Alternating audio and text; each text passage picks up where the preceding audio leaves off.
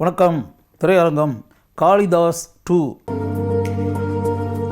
இந்த திரைப்படத்தினுடைய இயக்குனர் ஸ்ரீ செந்தில். இந்த திரைப்படத்தினுடைய கதாநாயகனாக நடித்திருப்பவர் பரத்.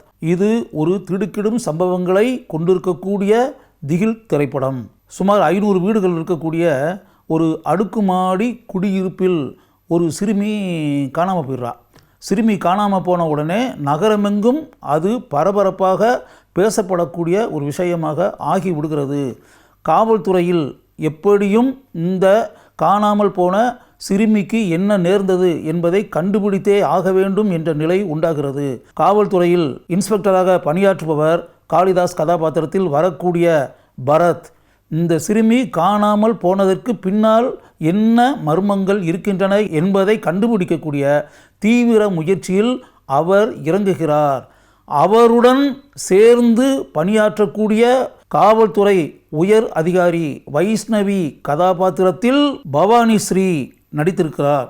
பவானி ஸ்ரீயும் பரத்தும் சேர்ந்து காணாமல் போன அந்த சிறுமியை கண்டுபிடிக்கக்கூடிய முயற்சிகளில் தீவிரமாக இறங்குகிறார்கள். அப்போது அவர்களே அதிர்ச்சி அடையக்கூடிய ஒரு உண்மை தெரிய வருகிறது. அந்த உண்மை என்ன என்றால், காணாமல் போன அந்த சிறுமி கொல்லப்பட்டு கிடப்பதை அவர்கள் பார்க்க வேண்டிய நிலை உண்டாகிறது. அந்த சிறுமி ஏன் கொலை செய்யப்பட்டால், அந்த கொலை செய்யப்பட்டதுக்கு பின்னால் இருக்கக்கூடிய நபர்கள் யார் அல்லது நபர் யார் என்பதை கண்டுபிடித்தே ஆக வேண்டும் என்று காவல்துறையினர் தீவிரமான செயல்பாட்டில் இறங்குகின்றனர். அப்போது அவர்கள் ஒரு இளைஞனை சந்தேகத்தின் பேரில் கைது செய்து சிறையில் அடைக்கிறார்கள். அந்த இளைஞன்தான் கொலை செய்தானா என்ற கேள்வி படத்தை பார்த்து கொண்டிருக்கக்கூடிய நம்முடைய மனங்களில் உண்டாகின்றன. கைது செய்யப்பட்ட அந்த இளைஞனை வெளிக்கொணர்ந்து விடுகிறார் வழக்கறிஞரான பிரகாஷ்ராஜ். அந்த இளைஞனுக்கும் அந்த கொலைக்கும் எந்த சம்பந்தமும் இல்லை என்று அவர் கூறுகிறார். அதை பார்த்து அந்த இளைஞனை கைது செய்த பவானி ஸ்ரீயும் பரத்தும் அதிர்ச்சியின் உச்சத்திற்கே செல்கின்றனர். யாரால் அந்த சிறுமி கொலை செய்யப்பட்டிருக்கிறாள், கொலை செய்யப்பட்டதற்கான காரணம் என்ன என்பதை பரத்தும் பவானி ஸ்ரீயும் எந்த அளவிற்கு தங்களுடைய முழு திறமைகளையும் பயன்படுத்தி படத்தினுடைய உச்சக்கட்ட காட்சியில் அந்த கொலையாளியை கண்டுபிடிக்கிறார்கள் என்பதை காட்சிகளாக நமக்கு முன்னால் காட்டுகிறார்கள்.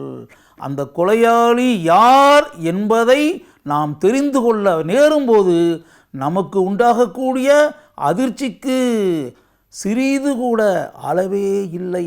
அந்த அளவிற்கு சிறிதும் எதிர்பாராத ஒரு உச்சக்கட்ட காட்சி இந்த திரைப்படத்தில் இடம் பெற்றிருக்கிறது.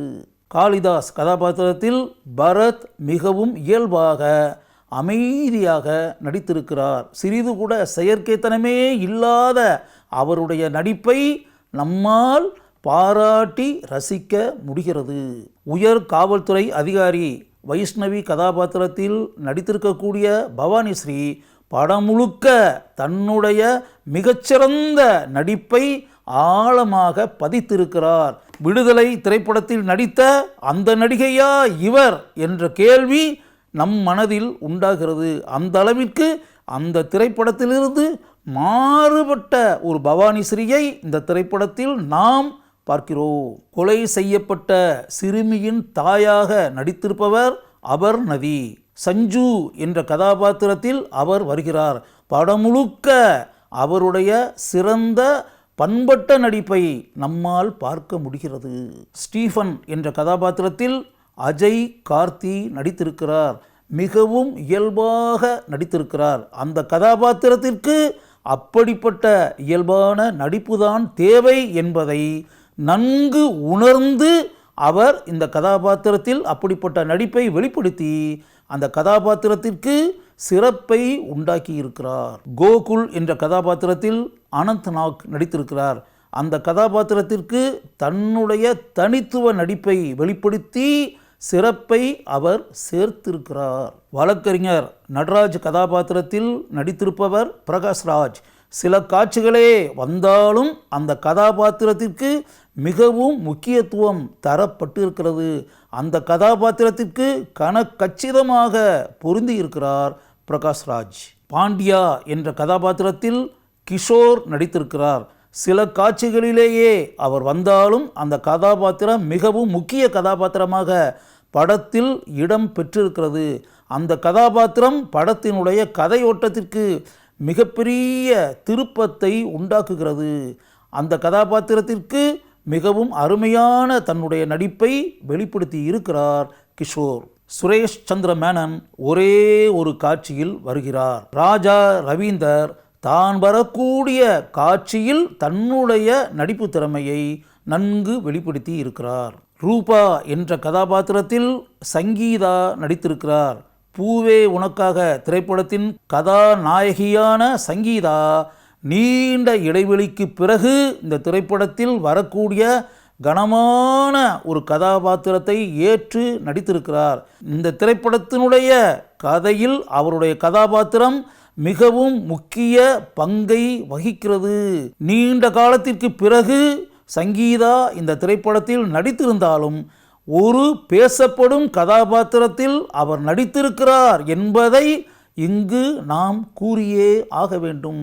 தான் ஏற்று நடித்திருக்கக்கூடிய அந்த கதாபாத்திரத்திற்கு மிகவும் அருமையான தன்னுடைய நடிப்பை வெளிப்படுத்தி அந்த கதாபாத்திரத்தை நம்முடைய மனங்களில் ஆழமாக பதிய வைக்கிறார் சங்கீதா. இந்த திரைப்படத்தின் அனைத்து பாடல்களையும் எழுதியிருப்பவர் மோகன் ராஜன். அவருடைய பாடல்கள் படத்தை பார்க்கும்போது படத்தினுடைய கதைக்கு ஏற்றாற்போல் இருக்கின்றன. பாடல்களை படத்தை பார்த்து கொண்டிருப்பவர்கள் நன்கு ரசிப்பதை நான் பார்த்தேன். சாம் சிஎஸ் இவர்தான் இந்த திரைப்படத்தினுடைய இசையமைப்பாளர். பாடல்களுக்கு மிகவும் அருமையாக சாம் சிஎஸ் இசையமைத்திருக்கிறார். படத்தின் பின்னணி இசை மிகவும் அருமை என்று கூறக்கூடிய அளவிற்கு இருக்கிறது. சுரேஷ் பாலா இவர்தான் இந்த திரைப்படத்தினுடைய ஒளிப்பதிவாளர். திடுக்கிடும் மர்ம சம்பவங்கள் பலவற்றை கொண்டிருக்கக்கூடிய இந்த திரைப்படத்திற்கு ஒரு ஒளிப்பதிவாளருடைய பங்கு எந்த அளவிற்கு சிறப்பாக இருக்க வேண்டும் என்பதை மனதில் வைத்து கொண்டு இந்த சினிமாட்டோகிராஃபர் செயல்பட்டிருக்கிறார். படம் முழுக்க அவருடைய ஒளிப்பதிவு திறமையை நம்மால் பார்க்க முடிகிறது, ரசிக்க முடிகிறது. புவன் சீனிவாசன் இவர்தான் இந்த திரைப்படத்தினுடைய படத்தொகுப்பாளர். இவருடைய படத்தொகுப்பு இந்த திரைப்படத்தினுடைய கதையோட்டத்திற்கு மிகவும் சிறப்பான பங்களிப்பை செய்திருக்கிறது.